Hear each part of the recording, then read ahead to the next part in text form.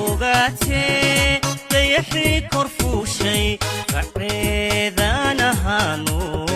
فضل كان ثاني عدو يد فوقاتي ضيحي كرفو شي بعيدا نهانو فضل كان ثاني. بسم الله الرحمن الرحيم. الحمد لله وكفى والصلاة والسلام على أشرف الأنبياء والمرسلين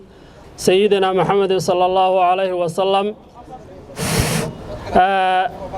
maanta waxaynu halkan iskugu nimi xuska waxa weeye maalinta boosaha adduunka World Post Day oo ah maalin laga xusaayo caalamka oo dhan xilligan aynu taaganahay maanta 9 bisha 10aad 2021 xuskani wuxuu igman yahay waxa weeye maalintii ay samaysantay bahweyntii adeegayaasha boosaha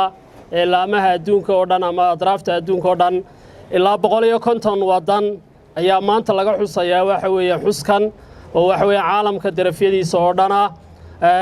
xuskani waxa uu xusayaa waxa weeye hawsha adag waxa loola jeedaa waxa weeye in la xuso maalinta lana ogaado hawsha adag ay hayaan adeegayaasha boosaha ama laamaha waxa weeyaan qaada alaabaha waxa weeyaan dadka u ah baahiyaha asaasiga waxaynu ognahay dalkeena Soomaaliland qaran iyo waxa weeyaan private ba waxaynu ka wada shaqeynaa waxa weeyaan adeegan gaar ahaan waxa wasaaradda isgaarsiinta waaxdeeda boosuhu iyadoo aad waxay xoog u saartay iyadoo la aasaasay 1993 markii hore dib laakiin adeegeedan loo furay 2018 wax xilligaas oo uu qabsaday madaxweynaha hadda jooga mudane Muuse Biixi Cabdi oo waxa weyn dardargeliya adeegan isagoo dareensan baahida ay leedahay ilaalinta xogta qaranka iyo isku gooshida xogtan qaranka in loo kala qaado dhammaan laamaha dawladda iyadoo la ilaalinayo waynu ognahay caalamku waxa weeyaan xog buu ku socdaa xog la'aanina waa warlaan xogtaada sidaad u ilaashato ama kolba sidaad u kaydsato ama sidaad ula macaamisho ayuun buu noqonayaa qiimaha aad leedayna wasaaradda isgaarsiintu iyadoo fulinaysa mandate-ka ama amarka madaxweynaha waxay bilowday waaxdan adeega boosaha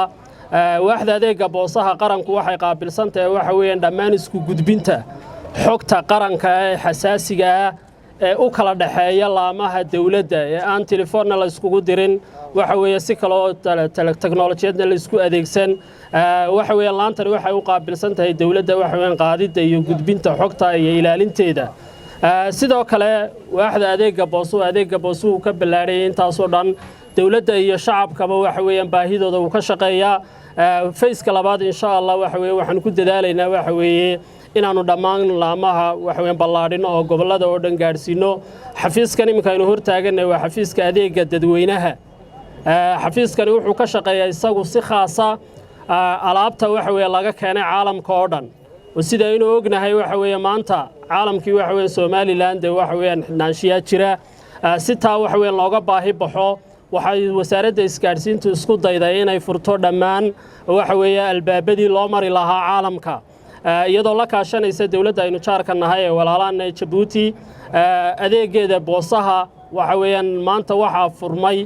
oo inoo furan qaaditaanka alaabtii boosaha caalamka meel kasta joogtaad ka soo dirsanaysay adigoo soo marsanaya waaxda boosaha ee qaranka Soomaaliland oo halkaaga kugu keenaysa amaba waxa weeyaan aad xafiiskan inuu hortaaganay aad ka soo doonanayso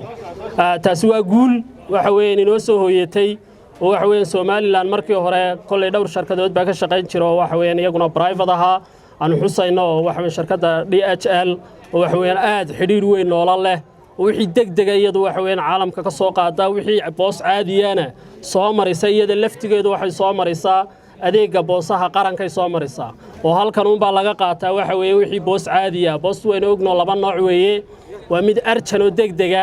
iyo mid caadiya boosta wixii arjana iyada qaado halkeeda ka soo dhufata wixii caadiyana waxa weeye DHL waxay soo maraysaa waaxda adeega boosaha xafiiska boosaha qaranka ee iminka aynu hortaaganahay sidoo kale waxa weeye wasaaraddu waxay xidhiidh la leedahay waxa weeyaan shirkadaha dhammaan ka shaqeeya adeegyada isku gudbinta bushqadaha iyo alaabaha ee laamaha waxa weeyaan private-ka shirkadahaas oo maanta ay waxa weeyaan nagala joogaan shirkadda Star Bus iyo shirkadda Dhaweeye Delivery iyaduna waxa weeyaan isku gudbisa adeegyada fudfudud oo maanta waxa weeyaan iyadoo laftigeedu baahi fara badan oo qaranku uu qabay oo waxa weeyaan xagga mootooyinka oo degdega ku qabanaysa dhammaan laamahaas oo dhan waxay qabanayaan waxa weeye waa adeeg boosaad bay qabanayaan waxa weeye waxaan sidoo kale la socodsiinaynaa waxa weeye shirkadaha ka shaqeeya iyaguna sidoo kale adeegyada isku gudbinta bushqadaha iyo dadka shirkaduhu had iyo jeer laba nooc bay qaadaan oo waxa transportation marka la leeyahay ama qaadid ama delivery laba shay baa la qaadaa dadna waa la qaadaa alaabna waa la qaadaa taa micnaheedu waxa weeye laba system baad ku dhex shaqaynaysaa alaabta markaad qaadayso waxaad hoos imanaysaa sharciyan waxa weeye wasaaradda isgaarsiinta iyo boosaha dhinaceeda waxa weeye waaxdeeda boosaha oo waxa weeyaan xeerarkii iyo regulationkii waa qaranku isaga regulator isaga nidaamka dejiya isaga loo daba fadhiisanaya dhammaan wax laali wixii la qaadayo ama la fulinayo ama la qabanayo had iyo jeer ma aha waaxda boostu ma aha waax iyadu samaysata wax weeyaan ama ganacsi ka shaqaynaysa laakiin waa waax sharci dejineed oo dejinaysa nidaamka qarankan uu ku kala shaqaynayo ama ha noqoto qaadida alaabeed ama ha noqoto waxa weeyaan warqado ama wixii kale la deliver garaynayo iyadoo taanu ka duulayno ayaa maanta muhiimadeedu waxay tahay halkan inaanu ka muujino xuska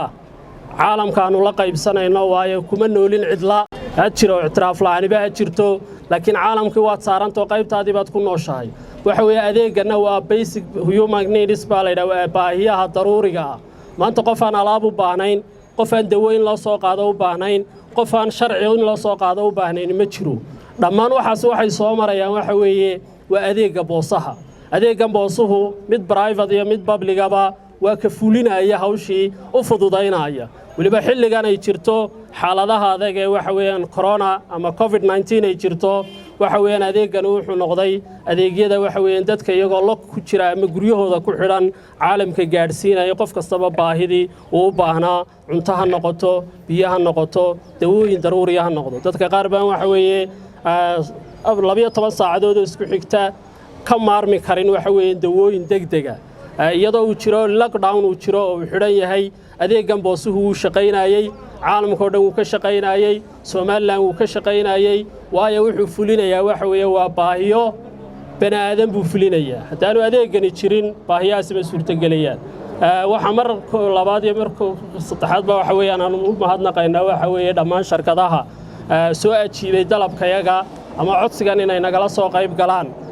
waxa weeyaan xuskan boosaha caalamka halkan waxaanu fariin uga faraynaa ama uga marinaynaa dhammaan shirkadaha kale qaranka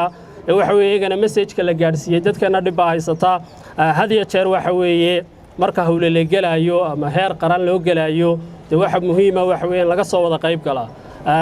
marka waxa aynu halkan heer uga marinaa shirkadaha kale oo wasaaraddu waxa weeyaan tallaabo sharciga waafaqsan ay ka qaadi doonto cidii aan waxa weeyaan fulin amaradeeda ama waxa weeyaan la socon xidhiidhadeeda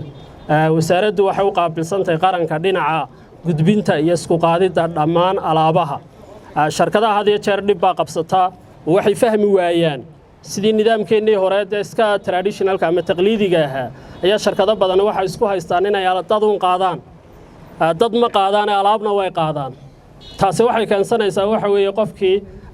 waxa weeyaan shirkadii inay hoos timaado ama qaaditaanka alaabtan inuu keeno inuu nidaam u baahdo iska qaaduun ma aha alaabo meesha doonta geey wuxuu weeyaan caalamku sharci buu leeyahay rule iyo regulation buu leeyahay security buu leeyahay wax la qaadi karaa jira waxaan la qaadi karin baa jira shuruuc ku qabanaysa baa jirta waxaas oo dhan waxa weeye halkii guideline-ka ku siinaysay ee ku hagaysay ee waxa weeyaan aad u hoos imanaysay waxa weeye wasaaradda isgaarsiinta iyo boosaha xafiiskeedan waxa weeye waaxdan boosaha mar labaad iyo mar saddexaad ba waxa weeye shirkadaha intii soo ajiibtay waxa weeye waan uga mahadnaqaynaa waxa weeye waanu soo dhawaynaynaa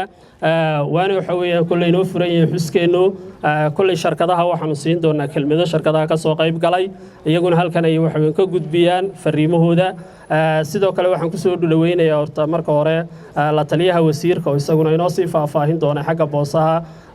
nuur xasan nuur faahiye oo dabcan agaasimo guud wasaaraddan muddo dheer ka soo shaqaynayo khibradna u leh adeeggan boosaha oo khabiirada waxa weeyaan xagga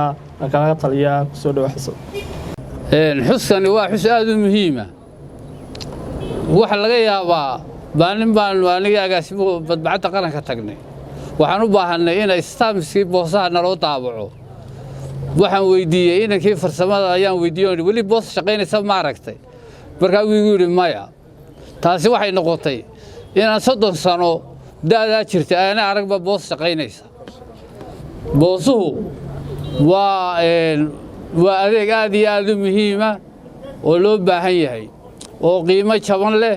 oo gaarsiiya dadka danyartaan aad ugu adeega oo aan dollar qaadan oo qiimo jaban baa waraaqdaada lagugu qaadayaa alaabtaadii lagugu qaadayaa lagugu xafidayaa caalamku waa laga maarmi waaye ilaa boqol guureedii baynu maraynaa 102 sano maraynaa imika inaan marayno intay jireen intaan tiknoolajiyada isbedelaysana intaa way la socdeen maanta haddii kombiyuutar la isticmaalayo kombiyuutarka bay isticmaalaysaa internet haddii la isticmaalayo internetka bay isticmaalaysaa boosuhu way qaybsanaayeen waxay u qaybsanaayeen goods parcels iyo waraaqaha fudud iyo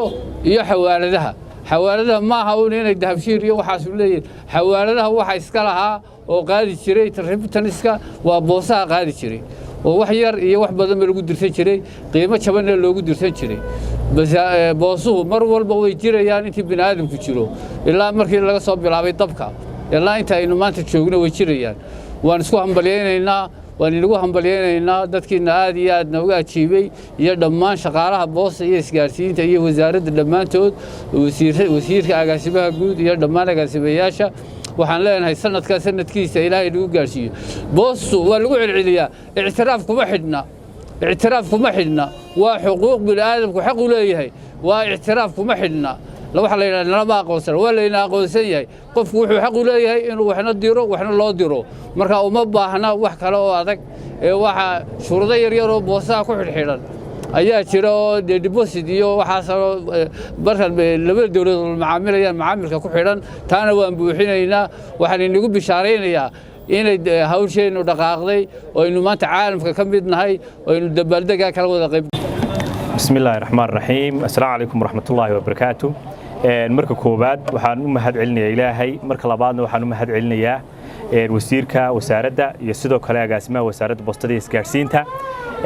ka shirkad DHL ahaan annagu waxaanu nahay shirkadaha ugu faca weyn leh ee dalkan intiisa kale ku xidha welina wada adeegooga muddo ka badan 20 sano ayay hawshan wadnay kulli adeegyada aan qabanno waa adeegyo aad u badan adeegyadaasoo taabanaya dhammaan qaybaha kala duwan ee bulshada hadday tahay sida caafimaadka dhammaan dawooyinka iyo agabka caafimaad ee degdega loogu baahan yahay waxa loo dirsadaa shirkadda DHL kaliya imika waagi hore waxay ahayd wax dibadda inooga yimaada imika qofku dalka gudihiisa isagoo jooga ayaa alaabtii dibadda ka taalay oo xagan ka dalban karaa isagoo wixii payment-yana xagan gudaha ka bixinaya dalka gudihiisa kadibna loogu tagay isla goobta ay taalo muddo koobanna loogu keenayo oo ina ka raageen qof dad badan oo bukaan oo ku badbaaday ilaahay baa wax badbaadiyay ayaa jira oo dawooyin degdeg ugu baahnaa sidoo kale xagga waxbarashada deeqaha waxbarashada ardayda hela raba in shahaadooyinkooda loo gaarsiiyo jaamacadaha loona soo qaado aqbalaadii sidoo kale DHL bay soo dhex maraan dhammaan ganacsiyada kala duwan shirkadaha waaweyn ee dalka waxa ay ku xidhan yihiin shirkadda DHL waana shirkadda kaliya ee caalamiga ee ka shaqeysa maanta dalkeena sidoo kale shirkadda DHL waa shirkadda kaliya ee ku shaqeysa magaca Soomaaliland waxaynu ku shaqeynaa magaca Soomaaliland oo si international dal walba oo dunida ku yaalana marka waxay noo soo dirayo waxa uu noogu soo diraa magaca Soomaaliland inagoo ku tiirsanayn cid kale oo dal madax banaana iyadoo sidaa tahay wasaaradahaana ka wasaaradana waxa naga dhaxeeya xiriir aad u weyn marka alaabaha qaybteeda boostada iyo isgaarsiinta shirkadda DHL waxay si toos ah ugu xidhan tahay wasaaradda boostada iyo isgaarsiinta iyadoo sidaa tahay waxaanu maanta u dabaaldegaynaa maalinta boostada iyo isgaarsiinta waxaan u hambalyeynaa dhammaan shaqaalaha wasaaradda iyo dhammaan shirkadaha boostada oo dhammaan maanta aanu leenahay hambalyo maanta waa maalinteennii insha Allah ka DHL ahaana waanu sii wadi doonaa waana waajibna saaran inaan u shaqayno bulshadayada reer Soomaaliland oo aanu xusno maalmaha qaranka maanta oo aynu ka muuqanno waxay qayb ka tahay inaynu ka dhex muuqanno dunida inteeda kale waan uga mahad celinaynaa wasaaradda abaabulkan ay soo abaabushay mar walbana diyaar waxaan u nahay inaan ula shaqayno wasaaradda aad baan ugu mahad celinaynaa wasiirka wasaaradda la taliyaha wasiirka marti sharafta iyo shirkadaha ka soo qayb galay barnaamijkan qiimaha iyo qaayaha leh maanta dhammaantiin salaamu calaykum waraxmatullaahi wabarakaatuh salaan kadib dhabaantii barnaamijkan ka shirkad ahaan muhiimad gaar u noo leeyahay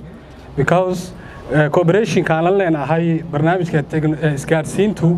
dhabaantii boostada waxa weeye ka shirkad ahaan ka shirkad daweey ahaan waxa weeye runtii waxyaabo badan oo aad iyo aad aan u fudaydinaa jira waxyaabaha la isgaarsiinayo waxyaabo badan baan ka qayb qaadanaa oo maanta sida qaybta deliveryga oo kale isgaarsiinta iyo waxyaabaha la isgaarsiinayo ay qaybta deliveryga mootooyinku ay si fudud ay isku gaarsiintaas ugu xidhaan sidoo kale adeegyada aan qabanno runtii waxaa ka mid ah dhowr adeeg oo ah adeega corporate-ka iyo adeegii hore u sii jiray taxiga adeega deliveryga adeega foodka iyo adeega sidoo kale e-commerce-ga e-commerce-ga loo yaqaano dhabaantii anigoon oraada ku sii dheeraanaynin barnaamijkan iyo barnaamijkan maanta la xusayo barnaamij aad iyo aad aan u soo dhaweynayno cooperation wanaagsan baan la leenahay aad mahadsantiin dhammaantiin salaamu calaykum